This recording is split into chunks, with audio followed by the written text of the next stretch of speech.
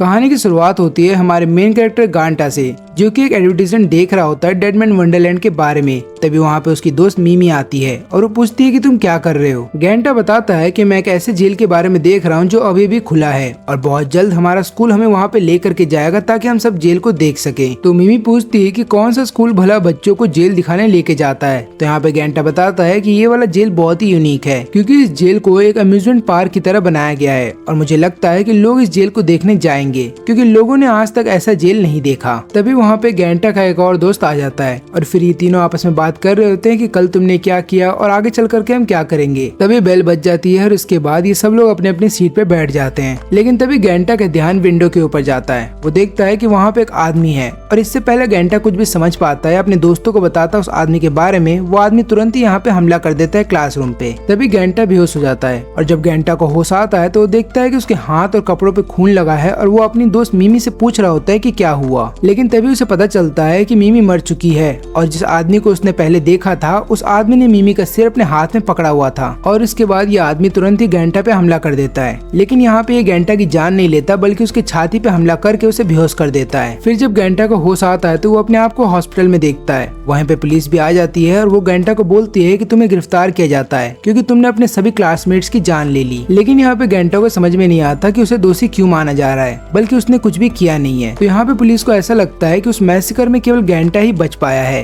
क्योंकि गांटा ने ही अपने सभी दोस्तों की जान ले ली है। और यहाँ पे ये एनिमे ये दिखाना चाहती है कि अगर किसी बड़े दुर्घटना में आपकी जान बच जाती है तो इसका मतलब यही है कि आपको दोषी बना दिया जाएगा। फिर वहाँ पे एक लॉयर आता है जो गांटा को अपने साथ लेके जा रहा होता है। तभी रास्ते में गांटा बताता है कि हमारे क्लासरूम के ऊपर हमला किया गया था एक आदमी के द्वारा जो कि हमारे 3rd फ्लोर के ऊपर उड़ रहा था और ऊपर से उस आदमी ने लाल कलर के कपड़े पहने थे। लेकिन कोई भी गांटा की बात पे भरोसा नहीं करता। तो यहाँ पे गांटा बोलता है कि मुझे भी चोट आई थी, ये देखो मेरे सीने के ऊपर। लेकिन यहाँ पे गांटा देखता है कि उसके सीने पे कोई भी निशान नहीं है। अब यहाँ पे लॉयर को ऐसा लगता है कि गांटा अभी भी इस सदमे से बाहर नहीं आ पा रहा। तो लॉयर बोलता है कि चिंता मत करो, मैं तुम्हारी हेल्प करूंगा ताकि तुम इन चीजों से बाहर निकल जाओ। लेकिन कोर्ट रूम के अंदर सभी जजेस ये फैसला सुनाते हैं कि गांटा को जेल भेज दिया जाएगा जहाँ पे उसे फांसी की सजा दी जाएगी। लेकिन यहाँ पे गांटा इस चीज को मानने के लिए तैयार नहीं था कि उसे जेल भेजा जाएगा। वो बार बार बोलता रहता है कि मेरी कोई गलती नहीं थी। तभी कुछ पेरेंट्स के बच्चे वहाँ पे आ जाते हैं और वो गांटा को लगातार पीट रहे होते हैं। तब वहाँ पे मिमी के फादर भी आते हैं और वो लगातार गांटा को पीट रहे होते हैं। और तभी मिमी के फादर का फोन जब नीचे गिरता है तो वहाँ पे एक वीडियो चलना स्टार्ट हो जाता है जहाँ पे गांटा लॉयर के साथ बातें कर रहा होता है और लॉयर को बताता है कि ये सब चीजें मैंने ही की थी क्योंकि मुझे पता था कि मेरी एज अभी 18+ नहीं है तो कोई भी मेरी बात पे यकीन नहीं करेगा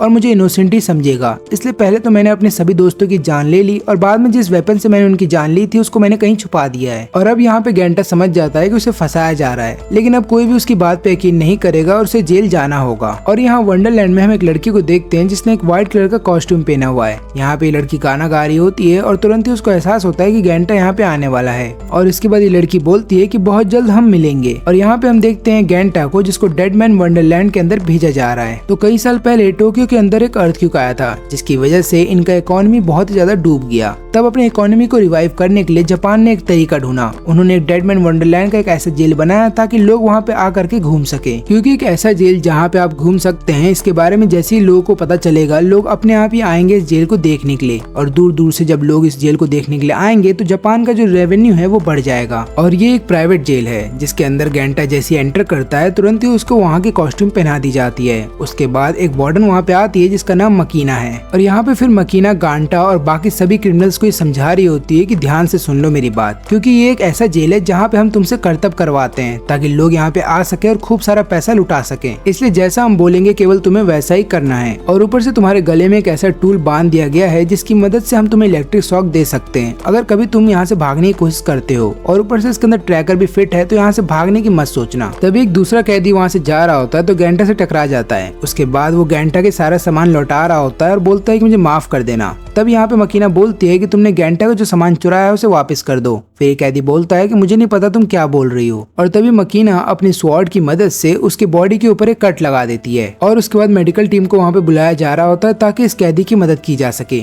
लेकिन यहाँ पे मकीना उस कैदी के सिर के ऊपर पांव रखते हुए बोलती है कि तुम लोग यहाँ से नहीं भाग सकते और कभी कोशिश भी मत करना। और इसके बाद हम लॉयर को देखते हैं जो कि मकीना से मिलता है और मकीना से मिलने के बाद वो बोलता है कि हमें गांटा का एग्जीक्यूशन जल्द से जल्द करना होगा। लेकिन यहाँ पे मकीना को समझ में नहीं आता कि लॉयर इतनी जल्दी क्यों करना चाहता है क्योंकि गांटा की मौत तो तय तय है, अब आज नहीं तो कल उसकी मौत तो होनी है। लेकिन यहाँ पे लॉयर बताता है कि मुझे बस जल्दी काम करना पसंद है। और यहाँ पे हम गांटा को देखते हैं जो कि वंडरलैंड के अंदर काम कर रहा होता है। तब काम के दौरान वो अपने दोस्तों के बारे में सोचता है और फिर अपने दोस्तों के बारे में याद करते हुए उसको ऐसा लगता है कि उसको भी अपने दोस्तों के साथ मर जाना चाहिए था। तभी वो लड़की जिसको हमने थोड़ी देर पहले देखा था वो वहाँ पे गांटा के सामने आ जाती है और बोलती है कि अगर तुम मरना चाहते हो तो मैं तुम्हारी हेल्प कर सकती हूँ। लेकिन जब ये लड़की जैसे ही गांटा के ऊपर हमला करना स्टार्ट कर देती है तो गांटा लगातार अपने आप को बचा रहा होता है। फिर आखिरी में ये लड़की बोलती है कि देखा, तुम मरना नहीं चाहते, केवल तुम बोल रहे हो, लेकिन तुम्हारी बॉडी मरना नहीं चाहती। अब ये बात सुनते ही यहाँ पे गांटा ध्यान से देखने लगता है इस लड़की को और फिर इस लड़की को देखने के बाद गांटा को कहीं ना कहीं अपनी दोस्त मिमी की याद आने लगती है। तो यहाँ पे वो लड़की का नाम पूछता है, लेकिन लड़की अपना नाम नहीं बताती और बोलती है कि तुम और मैं अच्छे दोस्त बन सकते हैं, मुझे पता है तुम्हारा नाम। तो यहाँ पे गांटा सोचने लगता है कि इस लड़की को मेरा नाम कैसे पता। और तभी ये लड़की बोलती है कि मुझे तुम पे विश्वास है कि तुमने अपने दोस्तों की जान नहीं ली होगी। अब ये दोनों आपस में बात कर ही रहे होते हैं कि बाकी कैदी भी वहाँ पे आ जाते हैं। उन लोगों को पता था कि गांटा ने क्या किया है, इसलिए वो लोग डिसाइड करते हैं कि यहाँ पे वो लोग गांटा को सबक सिखाएंगे। लेकिन यहाँ पे ये लड़की लगातार गांटा की प्रोटेक्शन कर रही होती है, लेकिन थोड़ी देर बाद ही एक दूसरा कैदी पीछे से आ करके इस लड़की के सिर पे मारता है, जिसके बाद ये लड़की बेहोश हो जाती है। और इसके बाद फिर गांटा डिसाइड करता है इस लड़की को प्रोटेक्ट करने की। लेकिन यहाँ पे ऐसा लग रहा है कि गांटा खुद अभी मुसीबत में है। और तभी हमें लॉयर का सीन दिखाया जाता है जहाँ पे लॉयर ये बात बताता है कि मुझे पता है कि गांटा बेगुनाह है और गांटा ने किस आदमी को देखा था। अब यहाँ पे गांटा जब लगातार पिट रहा होता है तभी उसके सीने में दर्द होता है।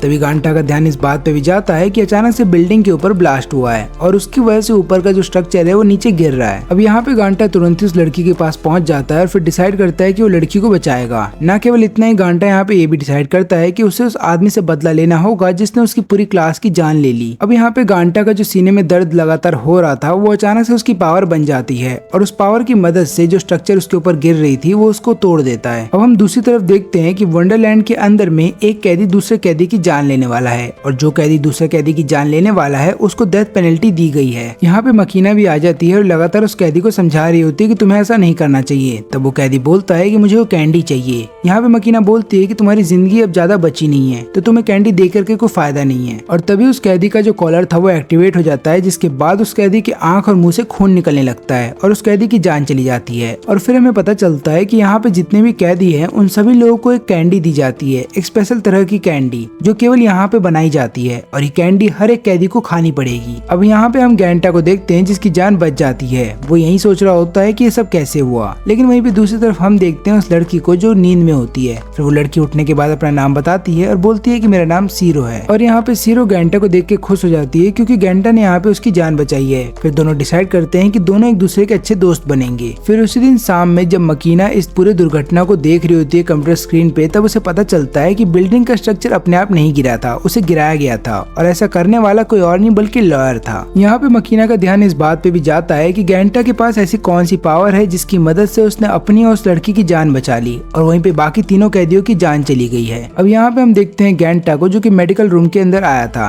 तब यहाँ पे डॉक्टर उससे सबसे पहला सवाल यही पूछती है कि क्या तुमने अपनी कैंडी खा ली, लेकिन यहाँ पे गैंटा बोलता है कि मुझे इसके बारे में नहीं पता। और तभी हम उस लड़के को देखते हैं जो कि पहले गैंटा से टकरा गया था। फिर यहाँ पे ये लड़का बताता है कि मैंने जानबूझ के तुम्हारी कैंडी अपने पास रख ली थी और यही कारण है कि मकीना ने इसके ऊपर हमला किया था। यहाँ पे ये लड़का ये भी बताता है गैंटा को कि जगह एक नर्क से कम नहीं है, अगर तुम्हें यहाँ पे जिंदा रहना है तो तुम्हें इनकी हर बात माननी पड़ेगी, चाहे वो कितना ही खराब क्यों ना हो। तभी यहाँ पे सीरो भी आ जाती है और वो फिर गैंटा को रिक्वेस्ट करती है कि तुम मेरे साथ क्यों नहीं खेलते। और यहाँ पे इस आदमी को ऐसा लगता है कि सीरो का कहने का मतलब ये है कि तुम डॉग रेस में पार्टिसिपेट क्यों नहीं करते। ये एक ऐसा रेस है जिसके अंदर सारे कैदी मिलकर के खेलते हैं और इसे ऑर्गेनाइज करवाया जाता है यहाँ के लोगों के द्वारा। और अगर तुम इस रेस में जीत जाते हो तो तुम्हें अच्छे खासे पैसे दिए जाएंगे, लेकिन वो पैसे तुम्हें एक कार्ड के अंदर ट्रांसफर करके दिए जाएंगे जो केवल तुम यहाँ प्रिजन में ही इस्तेमाल कर सकते हो। उन पैसों की मदद से तुम चाहो तो अच्छा खाना खरीद सकते हो अपने लिए और ऊपर से जो भी चीज तुम्हें पसंद है वो ले सकते हो। ना केवल इतना ही बल्कि उन पैसों की मदद से तुम अपनी सजा भी कम करवा सकते हो। अब यहाँ पे गैंटा को बहुत ज्यादा भूख लगी थी तो उसको ऐसा लगता है कि उसको इस रेस में पार्टिसिपेट करना चाहिए और अगर वो जीत जाएगा तो अच्छे पैसों से वो अच्छा खाना खा सकता है। और यहाँ पे सीरो भी लगातार सपोर्ट कर रही थी गैंटा को और बोलती है कि तुम्हें इस रेस में पार्टिसिपेट करना चाहिए। लेकिन रास्ते में ही मकीना मिलती है गैंटा को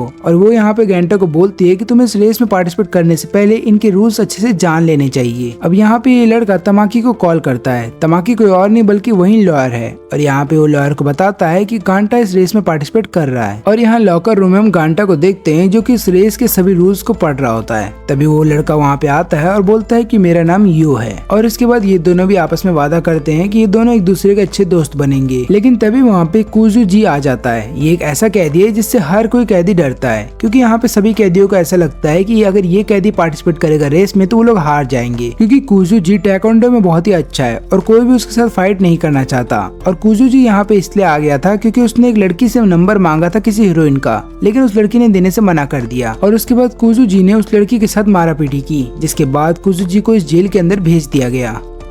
और उसके बाद ये जा करके गांटा के ऊपर हमला करता है और बोलता है कि तुमने मेरे सामने सिर क्यों नहीं झुकाया। इसके अलावा ये यो के ऊपर भी हमला कर देता है और यहाँ पे सभी कैदियों से बोलता है कि तुम में से कोई भी इस रेस में से अपना नाम वापस नहीं लेगा, क्योंकि अगर तुम लोगों ने ऐसा किया तो ये रेस कैंसिल हो जाएगी, जो कि मैं नहीं चाहता, क्योंकि मैं इस रेस को जीतूंगा और सारा प्राइज मनी अपने पास रख लूंगा। और इतना बोलने के बाद ये फिर से गांटा के ऊपर हमला कर देता है और लगातार उसे पीटने लगता है। तभी वहाँ पे सीरो भी आ जाती है और वो गांटा से बोलती है कि मैं तुम्हारे लिए पेस्ट्री लेकर के आई हूँ। लेकिन जब वो गांटा के पास जा रही होती है तो गलती से उसका पाँव कुजुजी के ऊपर आ जाता है। अब यहाँ पे कुजुजी गुस्सा हो जाता है और वो तुरंत ही एक पंच मारने वाला था सीरो को, लेकिन तुरंत ही वहाँ पे मकीना आ जाती है और उसको ऐसा करने से रोकती है। और यहाँ पे मकीना कुजुजी के बॉडी के ऊपर एक छोटा सा कट भी लगाती है और उसको वार्निंग देती है कि अगली बार से ऐसा नहीं होना चाहिए। लेकिन वहीं पे दूसरी तरफ हम देखते हैं यो को, जिसको बहुत ज्यादा चोट लगी होती है, तो वो इस रेस से बाहर हो जाता है। और यहाँ पे सीरो लगातार कोशिश कर रही होती है गांटा को पेस्ट्री देने की, लेकिन गांटा उसे खाने से मना कर देता है और बोलता है कि अभी मुझे पढ़ना होगा कि रूल बुक के अंदर क्या क्या लिखा है। और फिर यहाँ पे गांटा को पता चलता है कि जो इनके गले में कॉलर है वो लगातार इनकी बॉडी में एक केमिकल को इंजेक्ट करता रहता है, यानी कि एक पॉइजन को, और उस पॉइजन का एंटीडोट उस कैंडी के अंदर होता है। इसलिए हर कैदी को लगातार वो कैंडी खानी पड़ती है और अगर कोई कैदी वो कैंडी 3 दिन तक नहीं खाता तो उसकी जान चली जाएगी। लेकिन फर्क इतना है कि वो कैंडी इतना ज्यादा महंगा है कि हर कैंडी को पाने के लिए तुम्हें लगातार रेस करना होगा। और इसके बाद गांटा समझ जाता है कि उसे हर रेस को जीतना होगा और खासकर आज का रेस उसे जीतना होगा, क्योंकि अगर वो हार जाता है तो वो कैंडी नहीं खा पाएगा। अब यहाँ पे लॉयर को भी पता चल जाता है कि गांटा इस रेस में पार्टिसिपेट करने वाला है, इसलिए वो इस गेम को बहुत ज्यादा डिफिकल्ट बना देता है गांटा के लिए। यहाँ पे लॉयर को ये बात भी पता होती है कि इस गेम के अंदर काफी सारे प्रिजनर मर जाएंगे, इसलिए वो अपने हाउस कीपिंग स्टाफ को पहले ही बोल देता है कि जैसे ही कोई मरे तुरंत ही उस जगह को साफ कर दिया जाए। और खासकर यहाँ पे काफी सारे बच्चे भी आने वाले हैं इस शो को देखने के लिए, तो सबको ऐसा लगना चाहिए कि ये सिर्फ एक नाटक है। अब यहाँ पे जैसी रेस स्टार्ट हो जाती है तो उनका सबसे पहला ऑब्स्टिकल ये होता है कि इन्हें ब्लेड से बचते हुए दूसरी तरफ जाना है। यहाँ पे काफी सारे कैदी अपनी जान गंवा देते हैं ब्लेड के बीच में आ करके, और अगर कोई भी कैदी यहाँ से भागने की कोशिश करता है तो उसे गोली मार दी जाती है। अब यहाँ पे जितने भी ऑडियंस होती है उन सबको ऐसा लगता है कि ये सब स्पेशल इफेक्ट है, यानी कि ये सब रियल में नहीं हो रहा। लेकिन इन्हें कोई फर्क नहीं पड़ता अगर ये चीज रियल में भी होती, क्योंकि उनको ऐसा लगता है कि इन कैदियों के साथ यही होना चाहिए। अब इसके दूसरा ऑब्स्टिकल होता है बंजी जंपिंग, जहाँ पे इन्हें एक रस्सी चुननी है और उसके साथ इन्हें कूदना होगा। लेकिन अगर इन्होंने गलत रस्सी चुनी तो ये लोग डायरेक्ट जमीन के ऊपर गिरेंगे। अब यहाँ पे सीरो बोलती है गांटा से कि मैं भी तुम्हारे साथ कूदूंगी।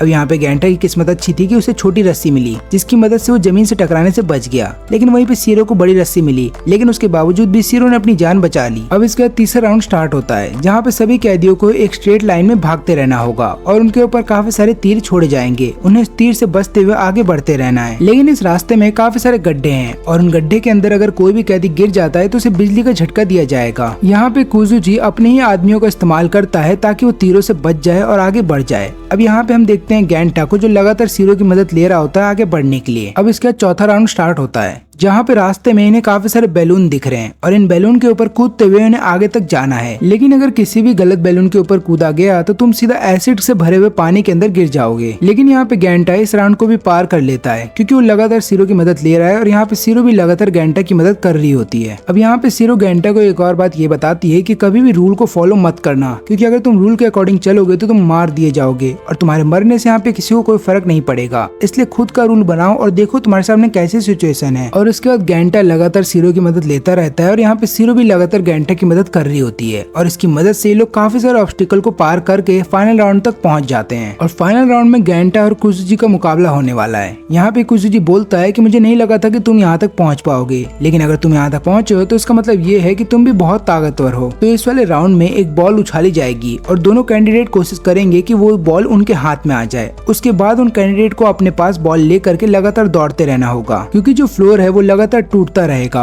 और आखिरी में जो भी बचेगा कैंडिडेट वही इस गेम को जीतेगा। अब यहाँ पे गेंटा के पास बॉल होती है और वो लगातार इधर उधर दौड़ रहा होता है। अब यहाँ पे काफी सारे फ्लोर नीचे गिर जाते हैं, लेकिन दोनों ही आखिरी में एक फ्लोर के ऊपर आ जाते हैं। और यहाँ पे कुजुजी लगातार चिढ़ा रहा होता है, या फिर आप बोल सकते हैं उसको टॉन्ट मारता है कि तुमने अपने ही दोस्तों की जान ले ली, तुम एक मास मर्डरर हो। लेकिन यहाँ पे गेंटा को गुस्सा आ जाता है और वो बॉल उसके चेहरे पे मारता है और फिर बोलता है कि मैंने अपने दोस्तों की जान नहीं ली, मैं कोई मास मर्डरर नहीं हूँ, और अगर तुम्हें मेरे साथ लड़ाई करना है तो मैं इसके लिए तैयार हूँ। अब यहाँ पे बॉल सीरो के हाथ में होती है और फिर हम देखते हैं कि गेंटा लगातार इधर उधर दौड़ रहा होता है ताकि वो कुजुजी को बीच में लेकर के आ जाए। और यहाँ पे कुजुजी के पास कोई रास्ता ना बचे नीचे गिरने के सिवाय। तभी सीरो नीचे गिर रही होती है और यहाँ पे कुजुजी देखता है कि उसके सामने जितने भी फ्लोर हैं वो भी अब नीचे गिरने वाले हैं। अब यहाँ पे कुजुजी डिसाइड करता है कि वो तुरंत ही सेफ्टी तक जाएगा, लेकिन यहाँ पे वो ऐसा नहीं कर पाता और नीचे गिरने की वजह से उसकी मौत हो जाती है। अब यहाँ पे हम सीरो को देखते हैं जो गिरने से पहले बॉल गेंटा की तरफ फेंक देती है ताकि गेंटा ये मैच को जीत जाए। लेकिन यहाँ पे गेंटा देखता है कि उसे पहले जीतना है या फिर अपने दोस्त को बचाना है, और गेंटा डिसाइड करता है कि वो सीरो की जान बचाएगा। अब यहाँ पे रेस तो खत्म हो जाती है, लेकिन इनमें से कोई भी विनर नहीं बनता,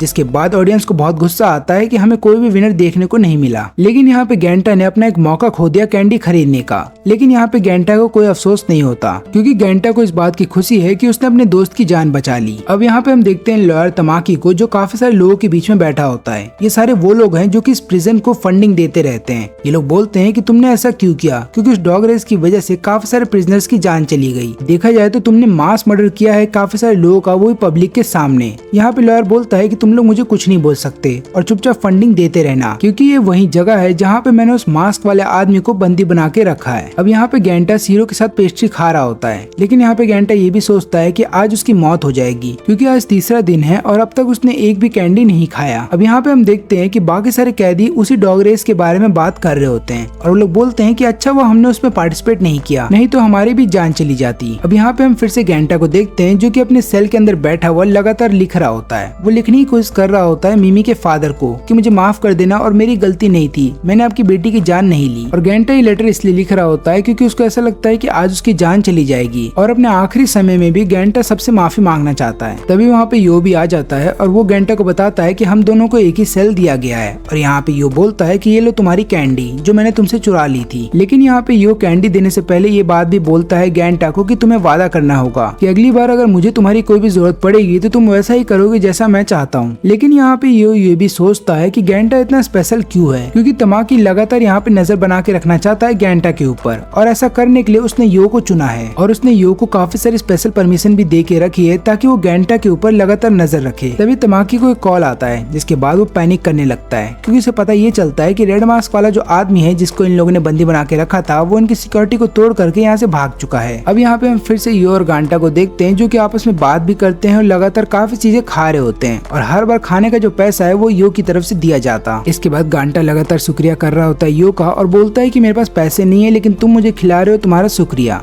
अब यहाँ पे यो को भी शक होने लगता है कि गेंटा ने क्या सही में अपने दोस्तों का खून किया होगा, क्योंकि एक ऐसा लड़का जो हर किसी की रिस्पेक्ट करता है और किसी के साथ भी फाइट नहीं करना चाहता, क्या वो लड़का सही में किसी का खून कर सकता है। अब यहाँ पे गेंटा जब आइसक्रीम खा रहा होता है तो उसको अपने दोस्तों की याद आने लगती है, जब वो तीनों मिल करके काफी सारे आइसक्रीम खाया करते थे। और यहाँ पे गेंटा बताता है कि वो एक ऐसा समय था जब मैं अपनी लाइफ खुल के जिया करता था। लेकिन तुरंत ही गेंटा के सीने में फिर से दर्द होने लगता है, और उसके थोड़ी देर बाद हम देखते हैं कि वो रेडमैन भी वहाँ पे आ जाता है। वो आते ही अपनी पावर की मदद से एक ऐसा विंड फोर्स क्रिएट करता है कि अगर उसकी चपेट में कोई आएगा तो उसके बॉडी पार्ट कट जाएंगे, और यहाँ पे काफी सारे कैदियों की जान चली जाती है। लेकिन उस विंड फोर्स की वजह से यहाँ पे यो को भी चोट लग जाती है, और गेंटा ये चीज देख लेता है। फिर गेंटा डिसाइड करता है कि अब वो अपनी वजह से या फिर किसी और की वजह से अपनी दोस्तों की जान नहीं जाने देगा, और वो अपनी दोस्तों की जान बचा के रहेगा। और इसके बाद गेंटा अपने अंदर की पावर का इस्तेमाल करता है और एक बहुत ही पावरफुल फोर्स से हमला करता है रेडमैन के ऊपर। लेकिन इससे रेडमैन को कुछ भी नहीं होता, और तुरंत ही रेडमैन उधर से भागने लगता है। गेंटा भी उसका पीछा करता है, लेकिन इतनी ज्यादा पावर का इस्तेमाल करने के बाद गेंटा वहीं पे बेहोश हो जाता है। अब इन दोनों की फाइट तमाकी भी देख रहा होता है और उसको बहुत ज्यादा मजा आता है। वो बोलता है कि गेंटा को मैंने चुन के सही किया। अगर गेंटा अपनी पावर के ऊपर काबू पा लेता है और बाद में अपनी फुल पोटेंशियल की मदद से वो अपनी पावर को अनलॉक कर लेता है, तो इसका मतलब ये है कि ये मेरा अब तक का सबसे बेस्ट प्रोडक्ट बन सकता है। लेकिन यहाँ पे गेंटा की पावर को देखने के बाद यो डर जाता है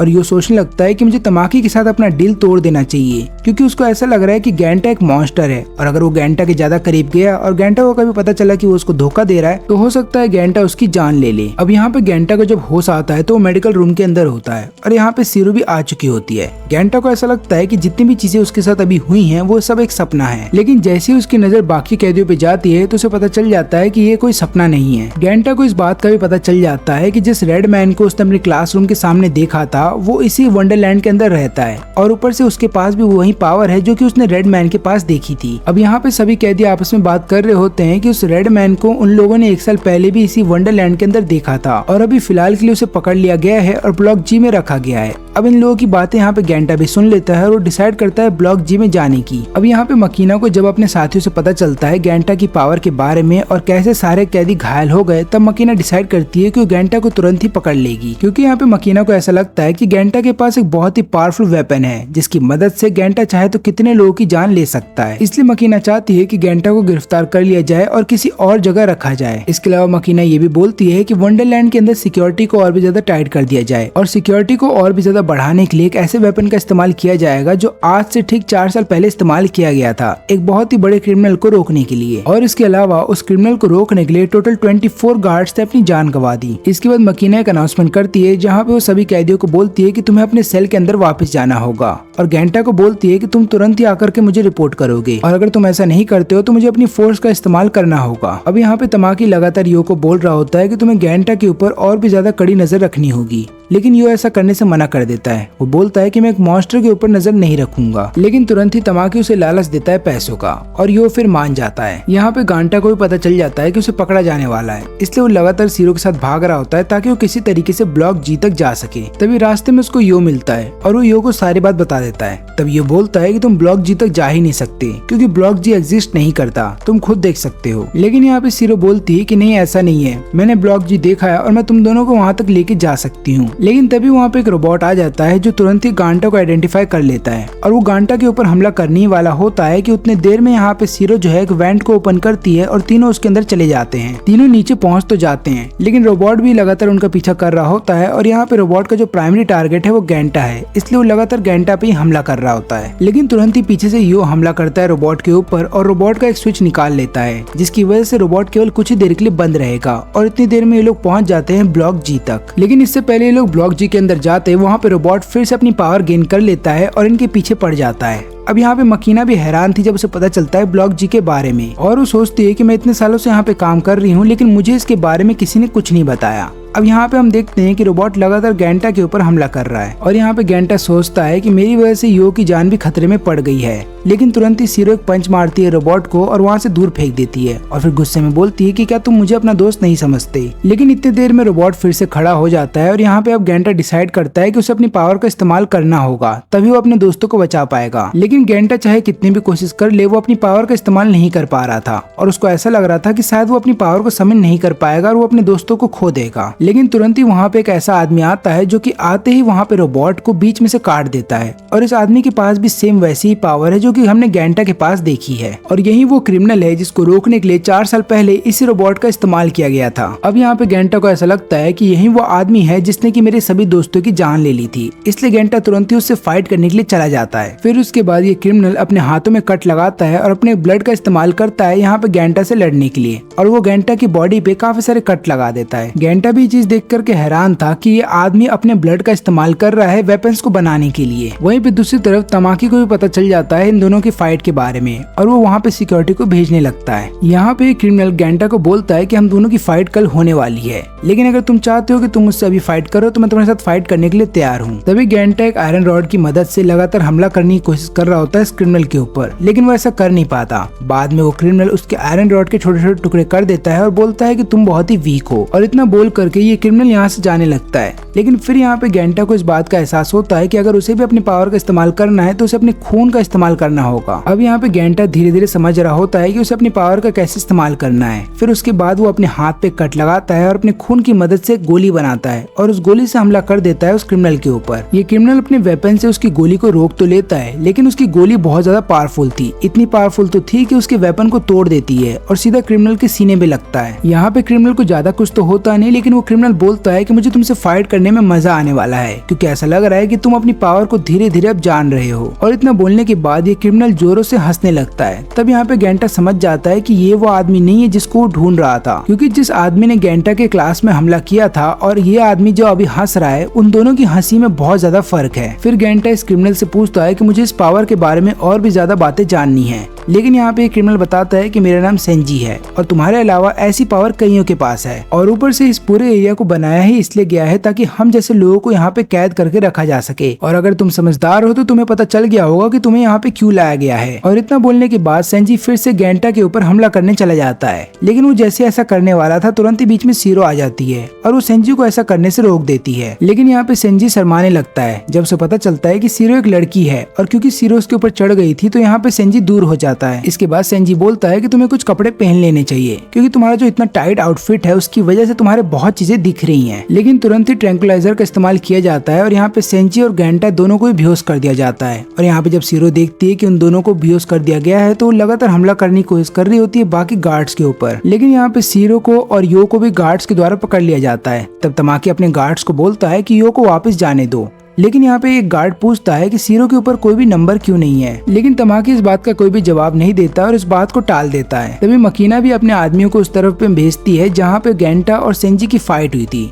लेकिन यहाँ पे मकीना को पता चलता है कि ना तो वहाँ पे कोई रोबोट है और ना ही यहाँ पे फाइट के कोई भी सबूत है, जिसके बाद मकीना समझ जाती है कि जरूर तमाकी ने सारे सबूत मिटा दिए हैं। लेकिन यहाँ पे मकीना ये सोच रही होती है कि तमाकी ने ऐसा क्यों किया। अब यो और सीरो को जब दूसरे सेल में लेके जाया जा रहा होता है तब यहाँ पे यो पूछता है कि ब्लॉक जी को छुपा करके क्यों रखा गया था। तब यहाँ पे गार्ड बताते हैं कि ब्लॉक जी के अंदर हम ऐसे प्रिजनर्स को रखते हैं जिनके अंदर ब्लड कंट्रोल करने की पावर है, और हमें नहीं पता कि उनकी पावर कितनी ज्यादा है और वो क्या कर सकते हैं, और किसी को उनसे खतरा ना हो इसलिए हमने उन्हें छुपा के रखा था। इसके बाद दोनों को ही एक जगह पे भेज दिया जाता है और बोला जाता है कि अपने अपने सेल में वापस चले जाओ। लेकिन यहाँ पे सीरो डिसाइड करती है कि वो गेंटा को खुद ही ढूंढ लेगी, लेकिन ये जो गार्ड्स होते हैं ये यो के सारे पैसे अपने पास रख लेते हैं और बोलते हैं कि जो डैमेज तुम लोगों ने किया है उसकी इससे भरपाई हो जाएगी। अब यहाँ पे गेंटा की जब आँख खुलती है तो वो अपने आप को एक टेबल पे पाता है, एक एक्सपेरिमेंट टेबल के ऊपर। तभी उसका लॉयर यानी कि तमाकी वहाँ पे आता है और उसको सारी सच्चाई बताता है। वो बोलता है कि मुझे पता है कि तुमने अपने दोस्तों का खून नहीं किया था और मैंने ही तुम्हें इस केस के अंदर फंसा दिया था ताकि तुम इस प्रिजन के अंदर आ सको। मैंने ऐसा इसलिए किया था ताकि मैं तुम्हारी पावर का इस्तेमाल कर सकूं। गेंटा को बहुत गुस्सा भी आता है, लेकिन वो तमाकी के सामने कुछ कर नहीं सकता क्योंकि तमाकी उसे बिजली के झटके देता है, जिसकी वजह से गेंटा कमजोर पड़ जाता है। और फिर तमाकी बताता है कि कल तुम्हें सेंजी के साथ फाइट करना होगा और ब्लॉक जी के अंदर हम यही करते हैं, हम लोग स्पेशल पावर के लोगों को एक दूसरे के साथ फाइट करवाते हैं और यहाँ पे काफी सारे एक्सपेरिमेंट भी किए जाते हैं। अगर तुम अपना मैच जीत जाते हो तो तुम्हें डॉग रेस से भी ज्यादा पैसे दिए जाएंगे। इसके अलावा मैं खुद तुम्हें काफी सारे एंटीडोट भी दूंगा, लेकिन अगर तुम काफी सारे मैच को लगातार जीतते गए तो मैं तुम्हें उस आदमी से मिलाऊंगा जिसकी तुम्हें तलाश है, यानी कि उस रेड मैन की जिसने तुम्हारे सभी दोस्तों की जान ली थी। वो रेड मैन हमारा सबसे पावरफुल क्रिमिनल है। इसके अलावा उसी ने उस पावर को सबसे पहले पोजेस किया था जो आज तुम्हारे पास है। सारी बातें सुन लेने के बाद गेंटा बोलता है कि मैं उस आदमी को और तुम्हारी जान ले लूंगा, लेकिन यहाँ पे तमाकी बोलता है कि तुम्हें कल के मैच की तैयारी करनी चाहिए। इसके बाद गेंटा को एक वीडियो दिखाया जाता है जहाँ पे वीडियो में बताया जाता है कि एक अजीब टाइप का पैरासाइट था जिसकी वजह से लोग इन्फेक्ट हो रहे थे और लोगों के अंदर ये ब्लड टाइप का पावर आ जाता था, और हम चाहते थे कि जिन लोगों के पास ये पावर है वो लोग इस पावर को अपने लिमिट तक लेकर के जाएं। इसलिए इस टूर्नामेंट को ऑर्गेनाइज करवाया गया, वो भी वंडरलैंड के अंडरग्राउंड एरिया में। लेकिन इस वीडियो के अंदर काफी सारे लोगों का खून हो रहा था और लगातार खून देखते हुए यहाँ पे गेंटा रो रहा था, लेकिन गेंटा अपनी आंख बंद नहीं कर सकता और उसको लगातार ये वीडियो देखना ही होगा। और आखिरी में तमाकी यहाँ पे गेंटा को एक वार्निंग देता है कि अगर तुम जीते तो तुम्हें खूब सारा पैसा दिया जाएगा, लेकिन याद रखना अगर तुम हार गए तो तुम्हारी मौत हो जाएगी। लेकिन तुम चिंता मत करना, तुम्हारी मौत के बाद भी तुम्हारी बॉडी हमारे बहुत काम आने वाली है। अब यहाँ पे मकीना डायरेक्टर के पास जा रही होती है। डायरेक्टर वो आदमी है जो कि पूरे वंडरलैंड को कंट्रोल करता है, लेकिन गेट पे ही उसको रोक दिया जाता है और उसको बताया जाता है कि डायरेक्टर अभी नहीं है और अगर तुमने जबरदस्ती उनके ऑफिस में घुसने की कोशिश की तो हमें तुम्हारी जान लेनी होगी। और फिर मकीना वहाँ से चली जाती है। अब यहाँ पे हम देखते हैं कि गेंटा और सेंजी की फाइट होने वाली है,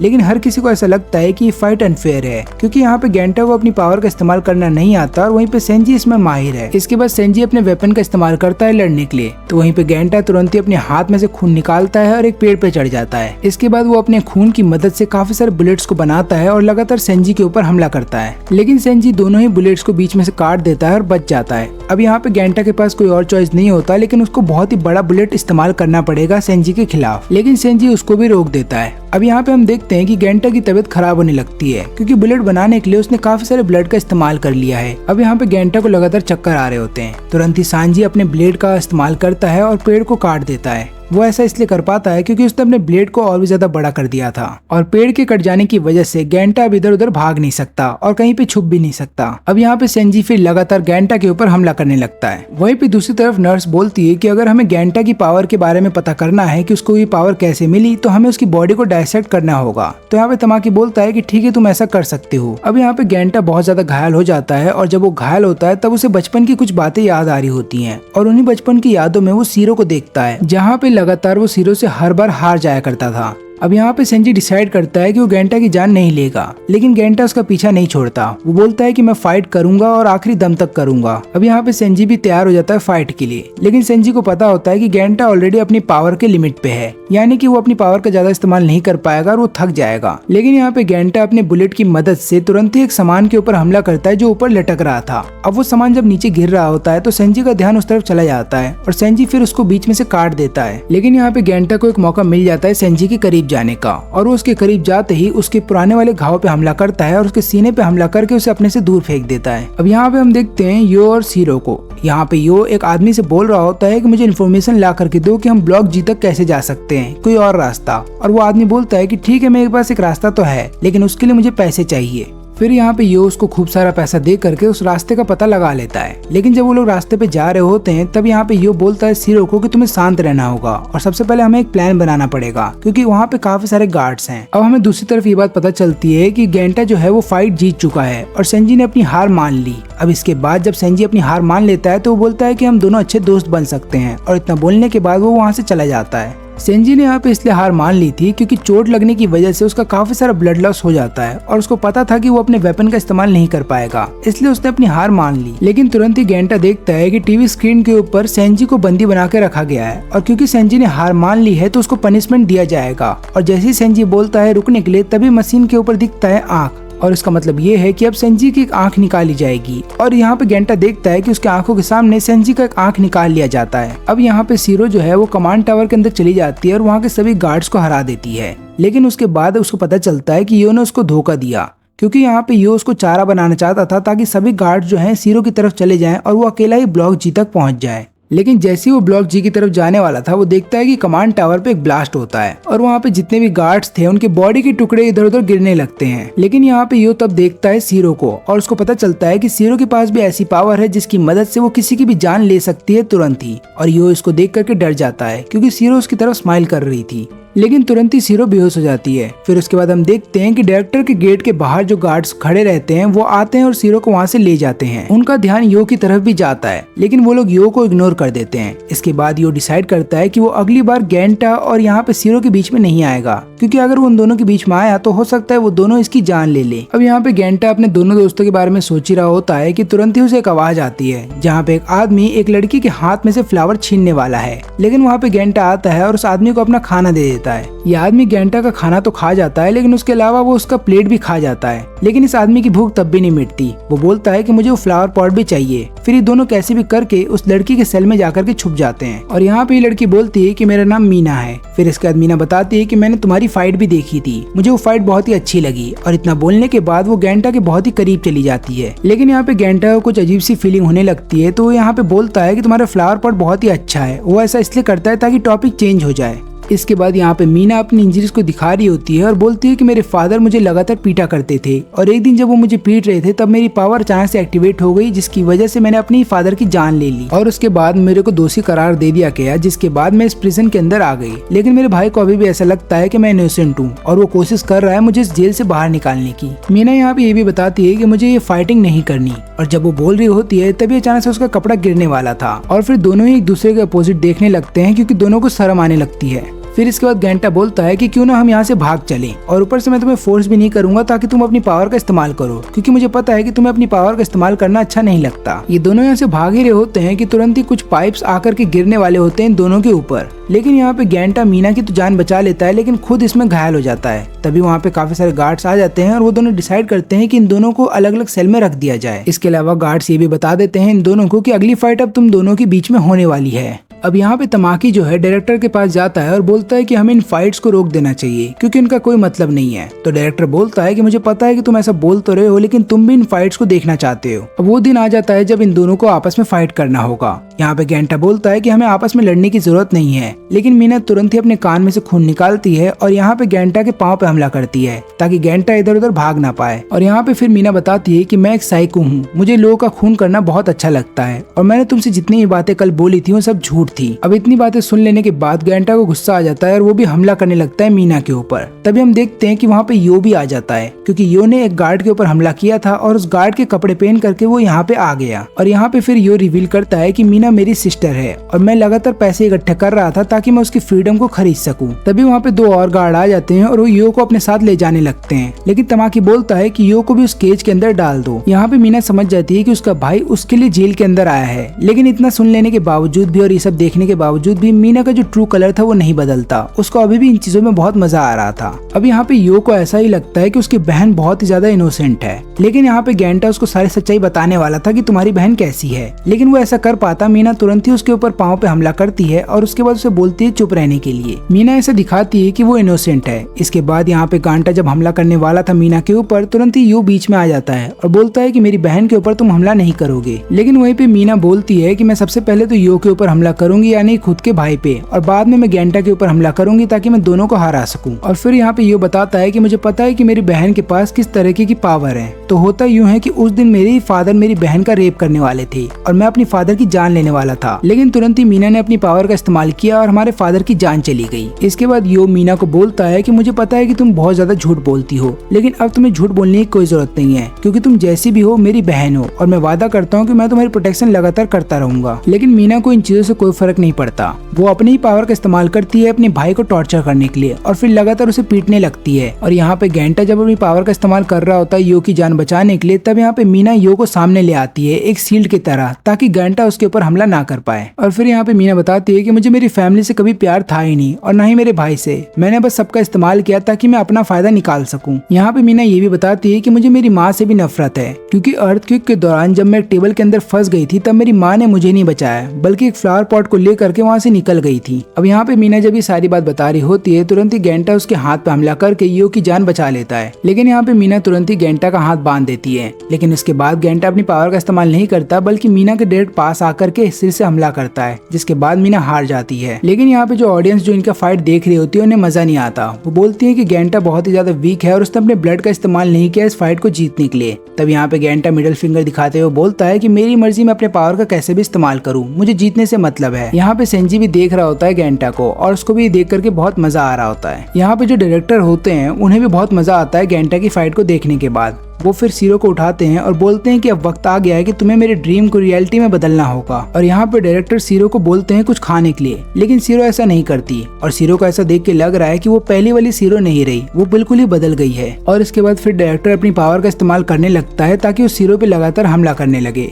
अब हम देखते हैं यहाँ पे गेंटा को जो देखने आया होता है कि मीना कैसी है, लेकिन तुरंत ही पूरा एरिया हिलने लगता है। और यहाँ पे जब मीना की आंख खुलती है तो वो देखती है कि उसके ऊपर काफी सारे कैबिनेट गिरने वाले हैं। तब मीना को एक फ्लैशबैक आता है जहाँ पे उसकी माँ जब उसे छोड़ के जा रही थी तब उसका भाई वहाँ पे आया था उसकी जान बचाने के लिए, और इस बार भी उसके भाई ने ही उसकी जान बचा ली। लेकिन मीना की जान बचाने के चक्कर में यहाँ पे यो जो है वो इंजर्ड हो जाता है, लेकिन तब भी मीना के ऊपर वो गुस्सा नहीं होता। लेकिन यहाँ पे मीना को ऐसा लगता है कि यो उससे झूठ बोल रहा है। तभी यो बोलता है कि अगर फिर से हमारे ऊपर इन्वेस्टिगेशन की जाती है कि किसने हमारे फादर की जान ली थी तो मैं अपने ऊपर सारा ब्लेम ले लूंगा। लेकिन मीना ऐसा करने से मना करती है। वो बोलती है कि मैंने ही अपने फादर की जान ली थी और ये बात सच है। यहाँ पे गेंटा को भी लगातार सीरो की याद आने लगती है और वो देखता है कि उसकी पुरानी मेमोरीज में वो लगातार सीरो को ही देख रहा है। उसको ऐसा लगने लगता है कि कहीं ना कहीं वो सीरो के साथ बचपन में खेल चुका है और उससे पहले भी मिला है। लेकिन हम यहाँ पे देखते हैं सीरो को जिसने डायरेक्टर को हरा दिया। हमें एक और बात पता चलती है कि सीरो वही रेड मैन है जिसने की गांटा के स्कूल के ऊपर हमला किया था और वहाँ के सभी बच्चों की जान ले ली थी। अब इसके बाद गेंटा जब इधर उधर घूमने लगता है तो वो देखता है सेंजी को और वो सेंजी से माफी मांगता है। बोलता है कि तुम्हारी आंख के लिए मुझे माफ कर देना। लेकिन सेंजी बोलता है कि तुम माफी क्यों मांग रहे हो, ये सब चीजें तो मेरे साथ होती रहती है, इन बातों को भूल जाओ। लेकिन मैं तुम्हें एक बात बता दूं कि तुम्हारे जितने भी हमले हैं उनके अंदर काफी सारा गैप है और उन्हें ठीक करने की जरूरत है। इसके बाद गेंटा यो के पास जाता है और पूछता है कि सीरो कहाँ पे है। तो यो बताता है कि मुझे नहीं पता, वो मुझसे अलग हो गई थी। तब यहाँ पे गेंटा बताता है कि मुझे याद आया कि मैं सीरो के साथ पहले भी खेल चुका हूँ और जिस जगह पे मेरी माँ काम किया करती थी वो एक रिसर्च फैसिलिटी थी और वहीं पे सीरो रहा करती थी। और मुझे याद है कि मैं हर बार सीरो से मिलने जाया करता था, लेकिन एक दिन सीरो को इंजेक्शन लगा था जिसकी वजह से उसका मूड खराब था और जब मैं उससे बात करने की कोशिश कर रहा था तो उसने मुझे अपने रूम से बाहर निकाल दिया। और जब मैं वहाँ से बाहर जा ही रहा था तभी एक डॉग ने मेरे पे अटैक कर दिया था और जब मैंने मदद के लिए किसी को बुलाया तब वहाँ पे सीरो आती है और उस डॉग को मार देती है और उसके बाद से हम दोनों काफी अच्छे दोस्त बन जाते हैं। ये बातें सुन लेने के बाद यो का मन कर रहा था कि वो सच्चाई बता दे गेंटा को, वो बता दे कि सीरो जिस तरीके से वो इमेजिन कर रहा है वैसी अब नहीं रही। लेकिन यो को ऐसा लगता है कि अगर वो गेंटा को सारी सच्चाई बता देगा तो यहाँ पे गेंटा का दिल टूट जाएगा। और यहाँ पे मकीना को गुस्सा आ रहा था, उसको इसलिए गुस्सा आ रहा था क्योंकि तमाकी ने जितने भी ब्लॉक जी के बारे में इन्फॉर्मेशन थी उसको हटा दिया था कंप्यूटर सिस्टम से। और फिर मकीना डिसाइड करती है कि वो दूसरा रास्ता अपनाएगी, यानी कि रूल्स को तोड़ेगी ताकि वो देख सके कि सच्चाई क्या है। अब यहाँ पे तमाकी के पास नर्स आती है और बताती है कि जब मैंने गेंटा का एग्जामिन किया था तब मुझे उसके सीने से रेड कोट मिला था। यहाँ पे तमाकी बताता है कि रेड कोट किसी और के नहीं बल्कि उन्हीं कपड़ों के टुकड़े हैं जो कि सीरो पहना करती है और यहाँ पे वो कपड़े जो है डायरेक्टर के पास ही रहते हैं और मैं तो वेट कर रहा हूँ कि कब डायरेक्टर मर जाए। जैसे वो मर जाएगा इस पूरे एरिया का कंट्रोल मेरे हाथ में आ जाएगा। अब यहाँ पे यो तमाकी से मिलता है और फिर तमाकी बताता है कि तुम चाहो तो अपनी बहन के लिए कितना ही पैसा इकट्ठा कर लो लेकिन उसको यहाँ से नहीं निकाल पाओगे। अब यहाँ पे गेंटा जब यो की तरफ जा रहा होता है तभी एक लड़की बीच में आ जाती है। वो तुरंत ही गेंटा के ऊपर हमला करके उसे बेहोश कर देती है और अपने साथ कहीं ले जाती है। फिर गेंटा को जब होश आता है तो ये लड़की बोलती है कि मेरा नाम कारा है। तभी वहाँ पे एक और आदमी आ जाता है जिसका नाम नागी है और फिर नागी बताता है कि मेरे पास काफी सारे लोगों की ऐसी टीम है जो मिल करके यहाँ से भागना चाहती है और मुझे पता है कि तुम भी इस जेल से निकलना चाहते हो, इसलिए हमारा साथ दो। गांटा बोलता है कि पहले मुझे मीना की जान बचानी होगी, मुझे मीना को भी अपने साथ लेकर के आना होगा। लेकिन वो दोनों उसे ऐसा करने से रोक देते हैं और बोलते हैं कि मीना की अभी पनिशमेंट चल रही है, तुम्हें टीवी के ऊपर देखना होगा कि मीना के साथ क्या होने वाला है। लेकिन यहाँ पे मीना के पनिशमेंट में केवल हेयर निकलता है, इसका मतलब ये है कि केवल उसके बाल के कुछ टुकड़े काटे जाएंगे। अब ये चीज देख करके मीना बहुत खुश होती है,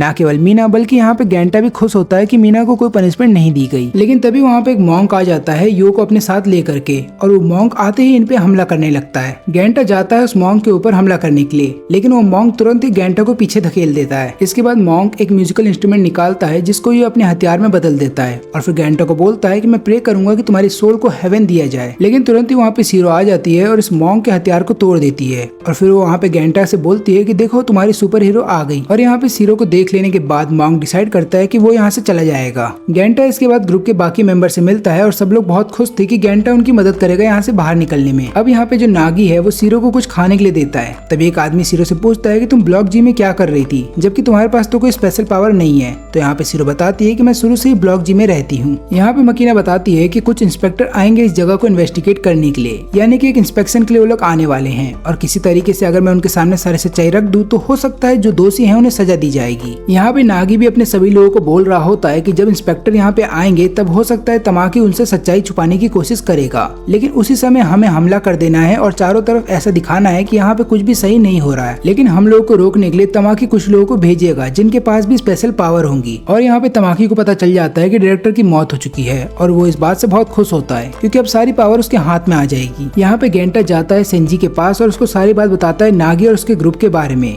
यहाँ पे सेंजी बताता है कि मुझे पता है उनके ग्रुप के बारे में और मुझे पता है वो लोग क्या करते हैं और मुझे ये भी पता है कि क्यों नागी इस जगह से नफरत करता है और खासकर तवाकी से। तो होता यूँ है कि 2 साल पहले नागी को अपनी वाइफ से लड़ना पड़ता है और ये सब जानबूझ के तवाकी करवाता है। अब उस लड़ाई में यहाँ पे नागी जानबूझ के हार जाता है और उसको पनिशमेंट के तौर पे उसका जो गला है उसके अंदर से वोकल कॉर्ड को हटा दिया जाता है। लेकिन यहाँ पे तवाकी रुकता नहीं, वो बल्कि डिसाइड करता है कि वो नागी की वाइफ को भी पनिशमेंट देगा। लेकिन दोनों वहाँ से भागने लगते हैं। तभी वो मॉन्क हमला करता है नागी की वाइफ पे और नागी की वाइफ की जान चली जाती है और आखिरी समय में नागी अपनी वाइफ का नाम भी नहीं ले पाता। अब यहाँ पे गेंटा जब नागी से मिलता है तो बताता है कि मुझे पता चला तुम्हारे बारे में और मैं माफी मांगता हूँ कि तुम्हारे साथ ऐसा हुआ। तब यहाँ पे नागी बताता है कि मुझे किसी से कोई नफरत नहीं है और ना ही तो मुझे रिवेंज लेना है, मैं तो बस इतना चाहता हूँ कि मैं यहाँ से कहीं दूर चले जाऊँ। लेकिन हो सकता है कि इनका फ्रीडम इन्हें इतनी जल्दी नहीं मिल पाएगा क्योंकि यहाँ पे जो मॉन्क है उसने अपने एक आदमी को नागी के ग्रुप के अंदर भेज दिया है। इस इन्फॉर्मर का नाम है रुकीरो और ये जाकर के मॉन्क को सारा प्लान बता देता है जो नागी ने डिसाइड किया दिया है। अब वो दिन आ जाता है जब इंस्पेक्शन टीम यहाँ पे पहुंच जाती है और वो लोग कुछ दिन यहाँ पे रुकने वाले हैं। और यहाँ पे नागी सभी टीम मेंबर्स को प्लान बता रहा होता है। वो बोलता है कि हमारा मेन मकसद ये नहीं है कि हम लोग यहाँ से भाग जाएं, बल्कि ये है कि हम लोग दुनिया को दिखाए कि यहाँ पे क्या होता है, किस तरीके से हमारे साथ व्यवहार होता है और किस तरीके से लोगों की जान ले ली जाती है। अब ये लोग डिसाइड करते हैं कि इन लोगों ने जो प्लान बनाया है उसको ये लोग एक्शन में लेकर के आएंगे। और यहाँ पे गार्ड्स भी देखते हैं कि किस तरीके से हर जगह सिक्योरिटी को तोड़ा जा रहा है।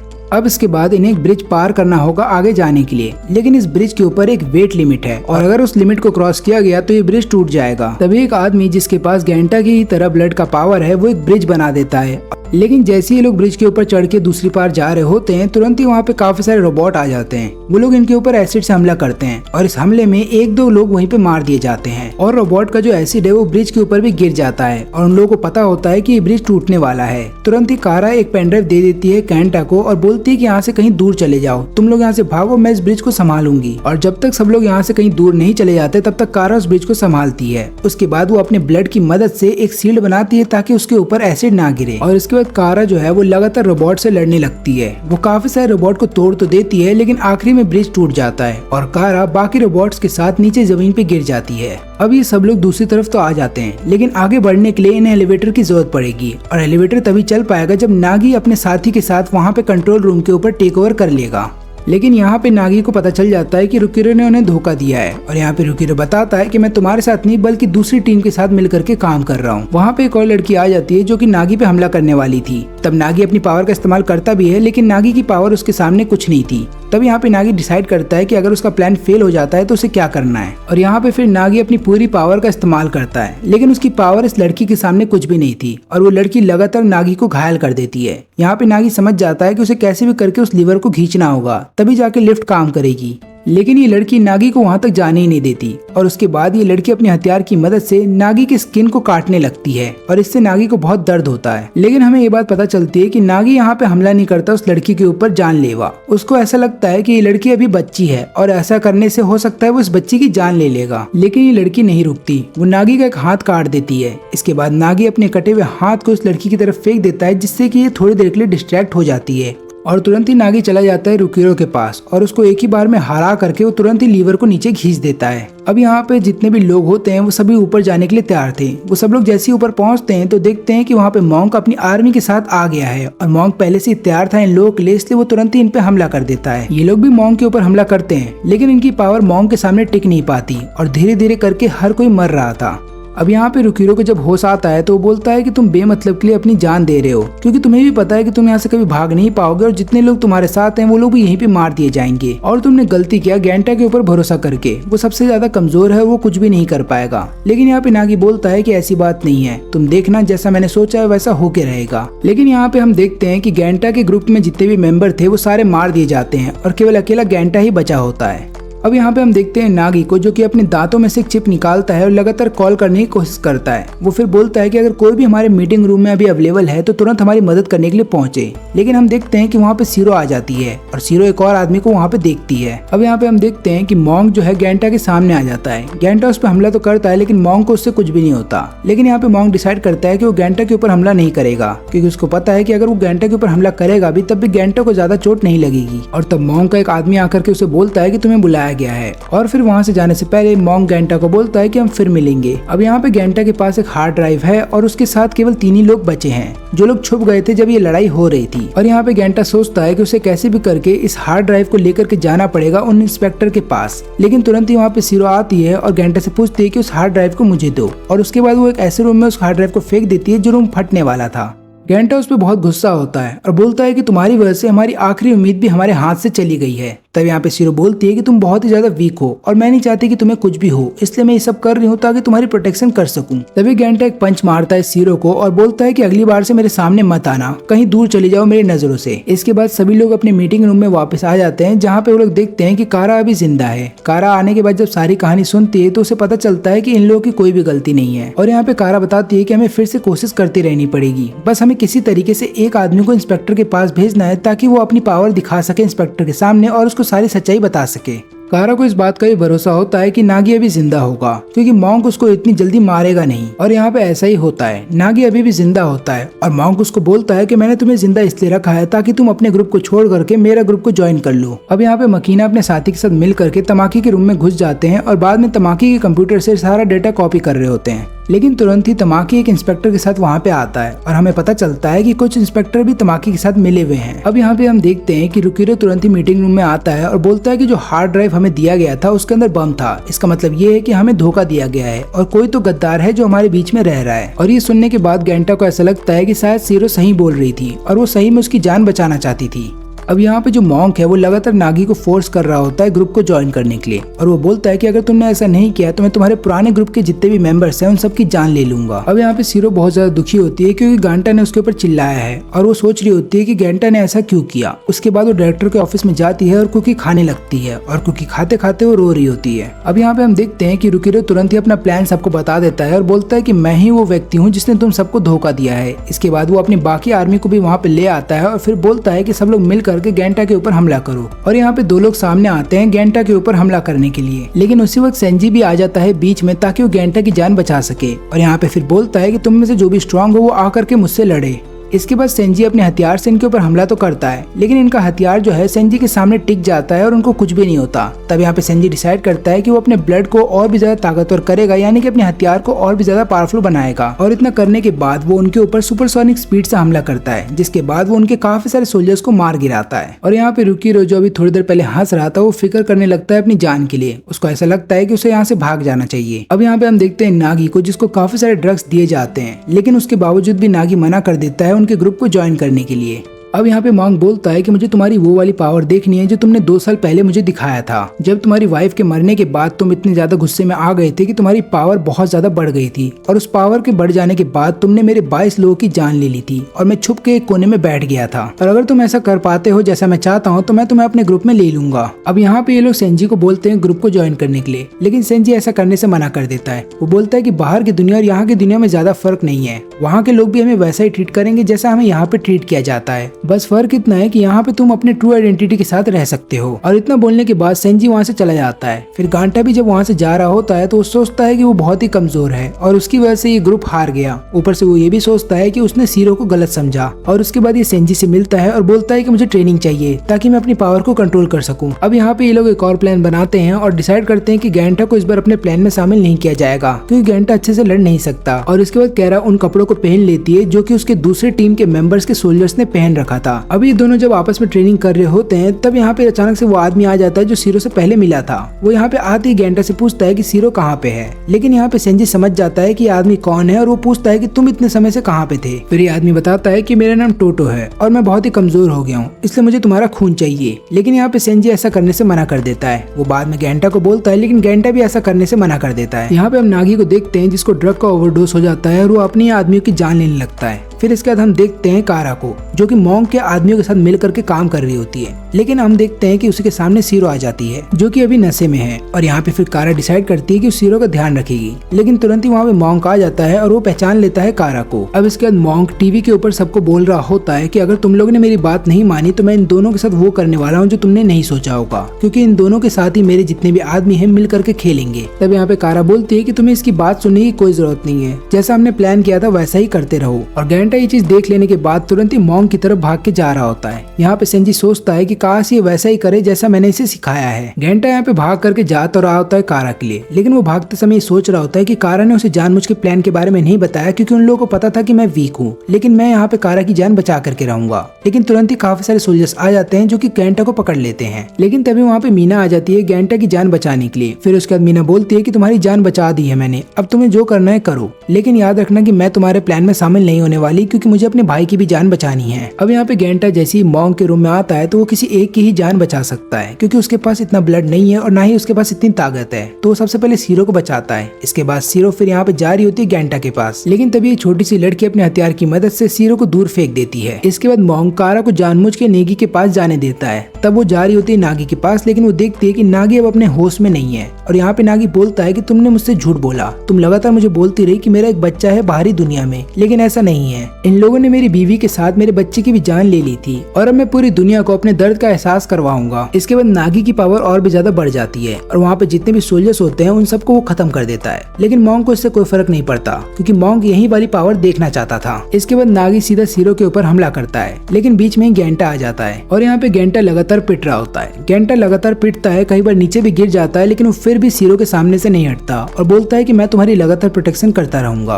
और फिर वो नागी को बोलता है कि जिस तरीके से तुमने अपनी बीवी बच्चों को खो दिया है, मैंने भी अपने करीबी दोस्तों को खोया है, लेकिन वो तुम थे जिसने मुझे ये बताया कि हमें कभी भी उम्मीद नहीं खोनी चाहिए और हमें अपने आप को लगातार इम्प्रूव करना चाहिए और हमें हमारे पास्ट को पीछे ही छोड़ देना चाहिए ताकि हमारा फ्यूचर अच्छा बन जाए। और अब यहाँ पे नागी लगातार अपने बीवी बच्चों को याद करने लगता है और वो सोच रहा होता है कि वो कैसा इंसान हुआ करता था और वो कैसा इंसान बन गया है। लेकिन यहाँ पे अब गेंटा के पास ज्यादा टाइम नहीं है क्योंकि उसे कैसे भी करके कैंडी खानी होगी आज, नहीं तो उसकी मौत हो जाएगी। और यहाँ पे फिर कारा नागी को एक थप्पड़ मारती है और बोलती है कि तुम्हारे बीवी बच्चे भले ही तुम्हारे साथ नहीं है, लेकिन हम सब एक फैमिली हैं और हम सब तुम्हारा साथ कभी नहीं छोड़ेंगे। और इतना बोलने के बाद कारा जैसे ही पीछे मुड़ती है, तुरंत ही मॉन्क एक स्वॉर्ड उसके सीने के आर पार कर देता है। ये चीज देख करके गेंटा को बहुत गुस्सा आता है और फिर गेंटा तुरंत ही मॉन्क के ऊपर हमला करता है। लेकिन यहाँ पे मॉन्क को उसके हमले से कुछ भी नहीं होता और मॉन्क कहीं पे जाकर के छुप जाता है। और यहाँ पे कारा अपने पावर का इस्तेमाल करती है ताकि वो अपनी ब्लीडिंग को रोक सके। और यहाँ पे मॉन्क को ऐसा लगता है कि नागी जाकर के कारा की जान ले लेगा, लेकिन जब वो बाहर आता है तो उसे पता चलता है कि नागी अपने होश में आ चुका है। अब यहाँ पे जो मॉन्क है वो अपने हथियार की मदद से सबसे पहले तो नागी पे हमला करता है और न केवल नागी पे बल्कि वो अपने खुद के आदमियों पे भी हमला करता है और उन सबकी जान ले लेता है। इसके बाद हमें मॉन्क का पास दिखाया जाता है। जब वो बचपन में छोटा था तब उसके पास एक बिल्ली हुआ करती थी, लेकिन 3 लोग हमेशा उसके पास आया करते थे और उसका गलत फायदा उठाते थे और ऊपर से उसे लगातार पीटा करते थे। और तभी से ये डिसाइड कर लेता है कि जितने भी लोग गलत काम करते हैं उन लोगों को जिंदा नहीं छोड़ना चाहिए और उन लोगों की तुरंत ही जान ले लेनी चाहिए। अब जिस दिन अर्थक्वेक आता है उस दिन इसका टेम्पल टूट जाता है और इसकी बिल्ली भी मर जाती है। फिर उसके बाद ये उन तीनों आदमियों की जान ले लेता है और इस टेम्पल से कहीं दूर चला जाता है। अब यहाँ पे हम उसी छोटी बच्ची को देखते हैं जो कि कहीं जा रही होती है। तभी उसके सामने टोटो आ जाता है और टोटो फिर सेंजी के हथियार का इस्तेमाल करता है इस छोटी सी बच्ची की जान लेने के लिए। लेकिन अब जो सबसे बड़ी मुसीबत है वो गेंटा के सामने आने वाली है, क्योंकि गेंटा के शरीर में धीरे धीरे जहर बढ़ता जा रहा है और अगर उसे इसका एंटीडोट नहीं दिया गया तो वो मर जाएगा। लेकिन तभी सीरो उसके सामने आ जाती है और फिर यहाँ पे गेंटा भी उठ के खड़ा हो जाता है। फिर दोनों एक दूसरे का हाथ पकड़ते हैं और हम देखते हैं कि उनकी पूरी बॉडी पे अजीब टाइप के सिंबल्स बन जाते हैं और फिर दोनों एक साथ मिल करके मॉन्क के ऊपर हमला करते हैं। और यहाँ पे नेगी जो है वो मॉन्क को रोके रखता है ताकि मॉन्क इस हमले को डॉज ना कर ले। यहाँ पे मॉन्क मरने से पहले बोलता है कि तुम्हारा शुक्रिया, क्योंकि मैं यही चाहता था, मैं चाहता था कि कोई मेरी जान ले ले, क्योंकि मुझे पता है कि मैंने भी जिंदगी में बहुत बुरे कर्म किए हैं और मैं चाहता था कि उनकी सजा मुझे दी जाए। क्योंकि यहाँ पे मॉन्क का ऐसा मानना था कि मैं तब तक बुरे कर्म करूंगा और लोगों की जान लेता रहूंगा जब तक कोई आकर के मुझे नहीं मार देता। लेकिन नागी ने क्योंकि मॉन्क को लगातार पकड़े रखा था तो हमले की चपेट में वो भी आ जाता है और हमले की वजह से उसकी भी जान जा रही होती है और वो फिर मरने से पहले गेंटा को कैंडी दे जाता है और बोलता है कि इस कैंडी की अब मुझे कोई जरूरत नहीं है। अब यहाँ पे नागी की जान चली जाती है। फिर नागी जब मर जाता है तब गेंटा सीधा जाता है सीरो के पास और बोलता है कि मुझे माफ कर देना कि मैंने तुम पे भरोसा नहीं किया।